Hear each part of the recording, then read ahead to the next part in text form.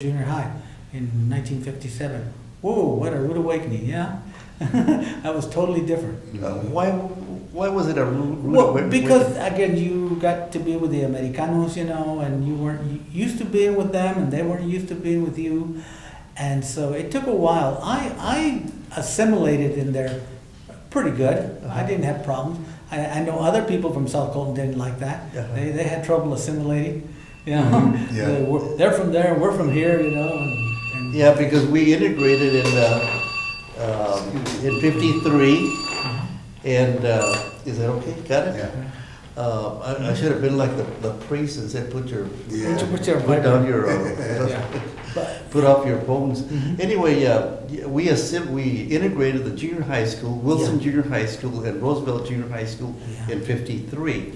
I remember being part of that class. But your experiences was still kind of a little leery, kind of yeah, very apprehensive, because I didn't think I was going to make it, and I did. I was able to assimilate and get through it. I had no problem. Now, did they bus you to the junior high school? Yes. Where did you pick up the bus? On Fourth Street. Fourth and About Fourth and L. About Fourth and L. oh, so you had to walk about 3 blocks. Yeah, we had to walk up there, and then Uh-huh. I would. Jimmy Alanis, my friend, he was there, so I would pick him up, and then we'd go pick up the bus, and we'd go to Colton Junior High. So he was my real good friend, you know, right through high school. We all hung around together.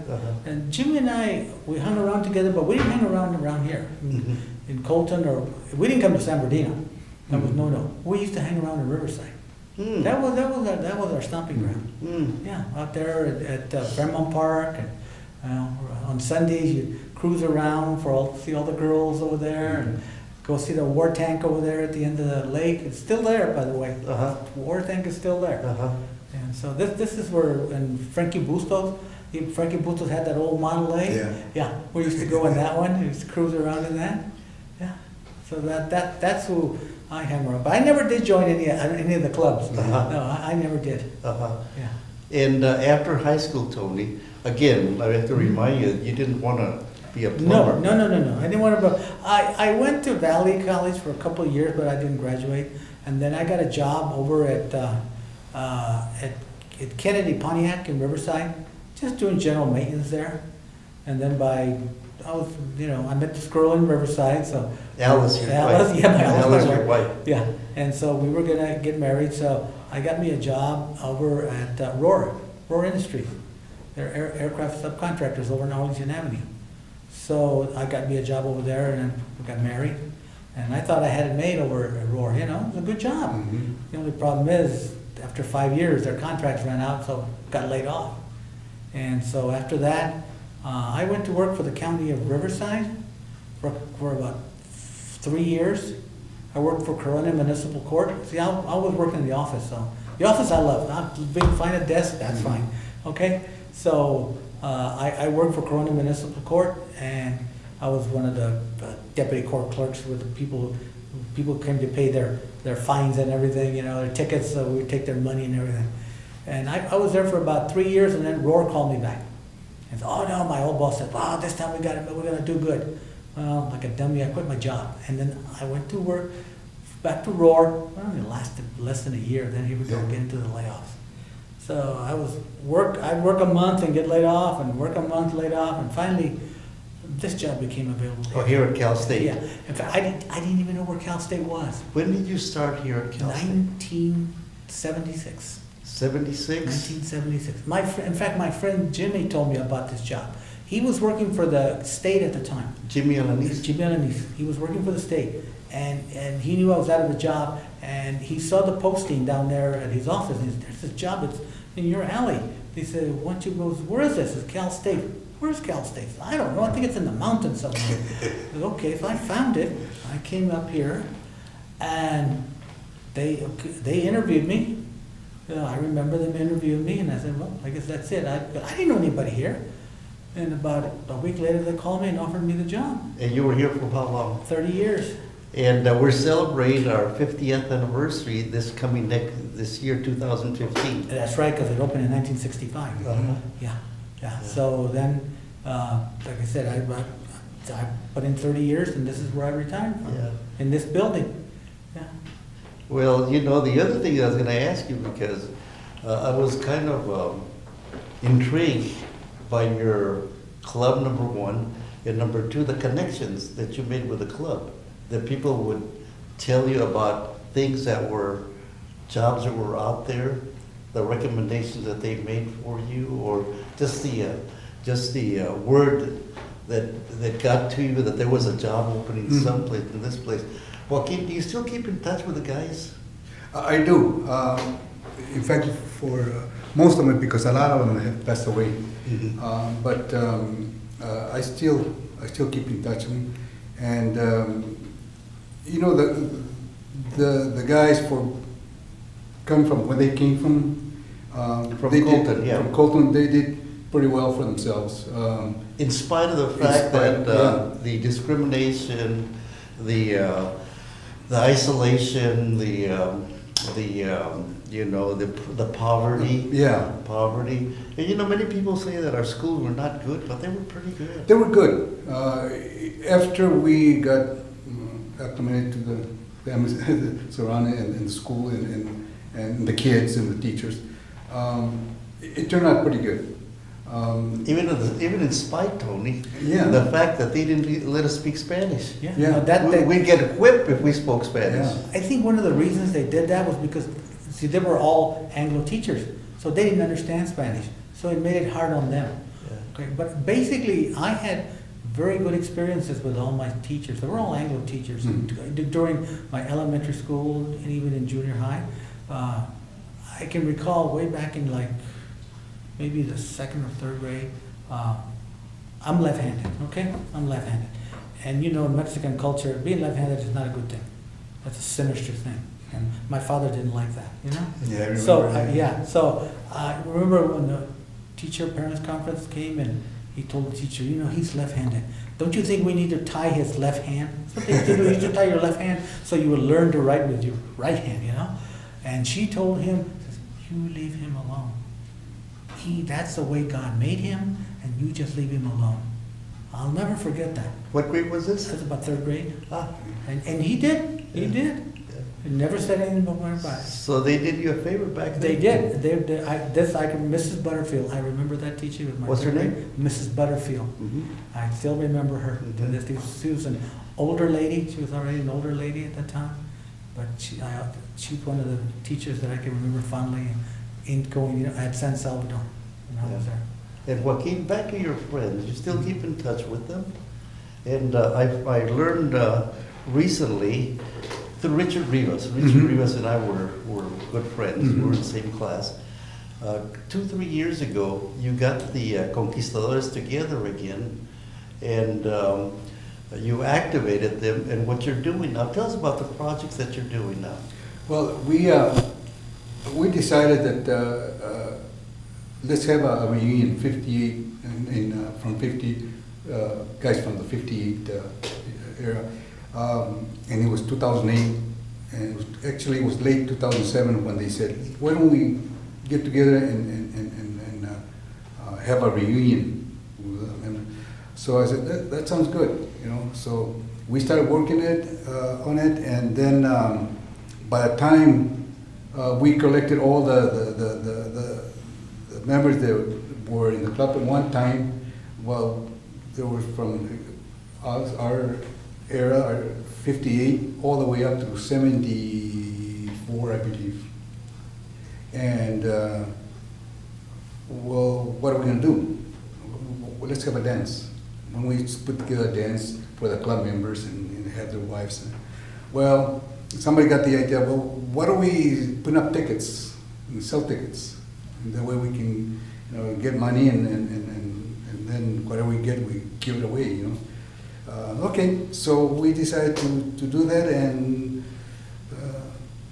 we filled up the American Legion Hall with... What year was that? This was 2008. Okay. April 2008. It only holds 200 people. Well, we had over 300 people. We still have people wanting to come in, and we can't because it only holds so many. So it turned out such a success that everybody said, well, this is better than a high school reunion. When we have another one. So we had another one the following year, and it turned out pretty good. Well, there was this lady there that worked for the National Orange Show, and she talked to us and said, why don't you have your next dance at the Orange Show, at the Renaissance? So we talked about it and said, well, we really can't afford it. Well, I'll tell you what, we'll let you have the hall, and you pay for security, and if you're gonna have food, you pay for the food. And that's it. So we decided, well, let's give it a try. Well, we had 500 people. We filled up the Renaissance, and that went on for about 3 years. And then finally,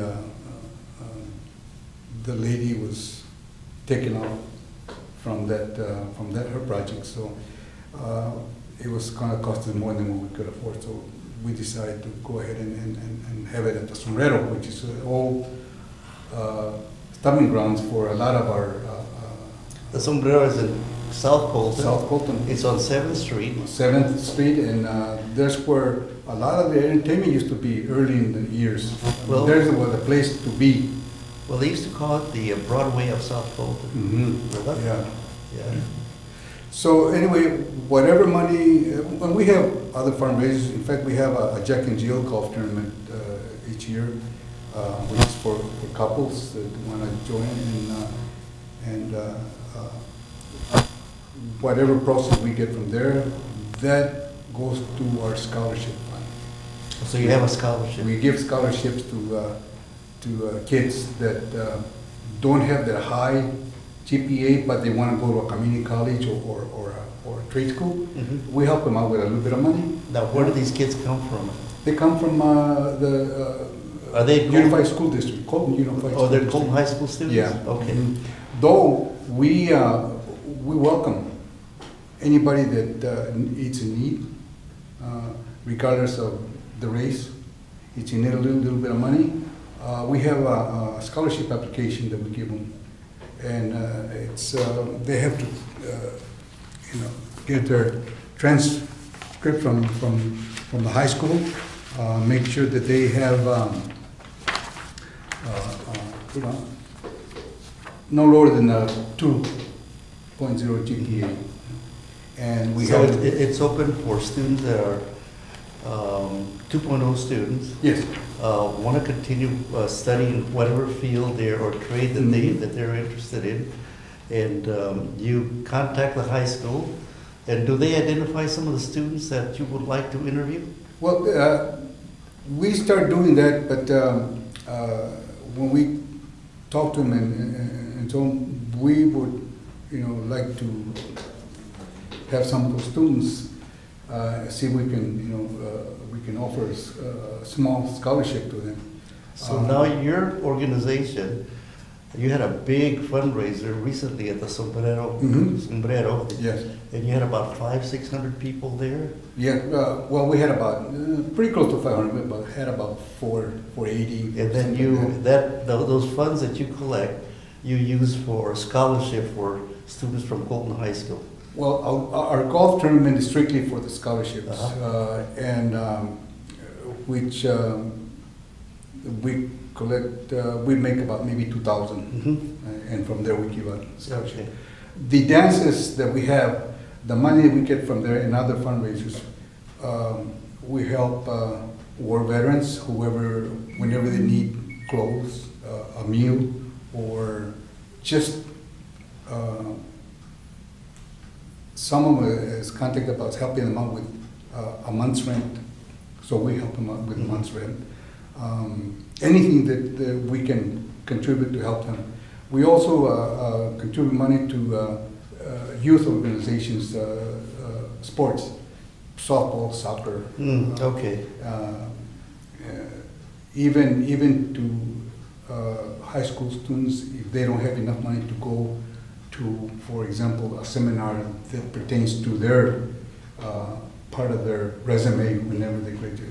So we sometimes donate money to them so they can have enough money to go. So at Christmas, Thanksgiving, we buy Christmas baskets for 10 people, and we give them out and take them to their homes. And Wonderful.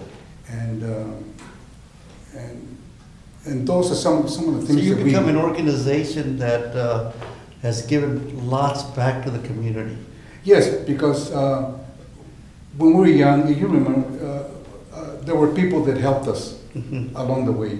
So this is our way to kind of thank them for the help that they gave us at the time. There was this family that moved from Texas to California. They moved to Paris, and they were homeless. And there was 5 of them. The oldest was 12 years old, and they were looking for a home. And anyway, somebody found a trailer for them to live in. My daughter, Eleanor, is a registered nurse, works for Riverside Community. Mhm. Heard about the family, and they invited the family to one of their Christmas, and they provided clothes, toys, food, and money for the. And we were asked if we would help contribute. So we talked to them and said, why not? You know, they're in need. So we donated some money. Some of the committee members bought clothes and donated clothes for them, and some of them donated bicycles for them. And so that's just one of those. One of the many activities that. that you do. Yes. So your organization seems to become a charitable organization for the community, Yeah. where you provide not only funds, but also food Food. and some of the shelter for some of the people that need from the community. Yes. But tell me about the guys that back then, you know, you were a club, a gang, quote, unquote gang. How are those guys doing now? How did they do? How are they doing? Well, Richard Rivas, I mentioned, he became a very well insurance salesman. Okay. And when he retired, they moved to Albuquerque, Las Cruces. Right. Okay, and he bought himself a 2-acre place up there, and he loved it. Yeah. What about the other guys? Some of the other guys that were Johnny Hernandez, he became a physical therapist. Okay. Manuel Delgado, he worked for the city schools as their air conditioner Mhm. man. And Cedric Canales became a successful lawyer. Mhm. So they became successful in their own right, in their own particular field. And, So growing up in Colton and being part of the everyday experiences that we went through in the barrio provided the foundation for many of these guys to be successful. well, you know, in spite of everything that was Yes. going on, you know, Yes. their families kind of kept a close eye on them. And I remember being called in by 2 or 3 of the parents from some of the guys that were in the organization. And they asked me, you know, I know, they want to be in the club, but there's dangers without. Just do us a favor and just keep an eye on it. Mhm. You know, keep an eye on it. Just watch it. You know. So and that's the older, like Richard, myself, Henry. We were the oldest ones, and we try to kind of, you know, sort of guide them along. You know. We talk to the parents. You know, we'll do whatever we can to, you know. And of course, you know, you try, but it doesn't always work out. Well, but it seems that most of them became outstanding contributing citizens of They- our community. They did. Yeah. A lot of them, right after graduation, they either got married, they went into the service, Mhm. or went into a field where they thought they, school. Right. Talking about marriages, Tony, you married Alice, and what year was that? 1964. And you were how old? I was 22. You were a young guy. I was just out of the crib. Yeah, and tell me, you and Alice raised a family. How many kids did you have? 2. Boy or girl? Boy and a girl. Uh-huh. And your daughter is teaching? My daughter graduated from here at Cal State, Uh-huh. and she's got a job with the Colton Unified School District as a teacher. She's been there. She's taught there for 25 years. And your son? My son works for the County of San Bernardino. He works for the 911 emergency dispatch. Like when you call 911, Yes. he's one of the people who answers the phones. Yeah. He's been there about 15 years with the County of San Bernardino. Well, that's a tough job. Yeah, it is. It's a tough job. What he told me was the toughest call he got. One time, this man called, he was frantic. He said, my wife, she wants to commit suicide. He's got to get the police down there. Next thing, I heard a shot, and I heard the body hit the ground. Oh. He says, that is the hardest call I ever got. Yeah. So. Mhm. Also, Tony, you were kind of a religious kind of guy. You went to church every Sunday. Still do. You still do? Still do. Yes. Good Catholic? Good Catholic. And you go to church in South Colton? San Salvador. And it's located on 7th and L. 7th and L. Mm-hmm. And tell me, since a little kid, you first communion, Yeah. confirmation. I did my first communion there, my confirmation,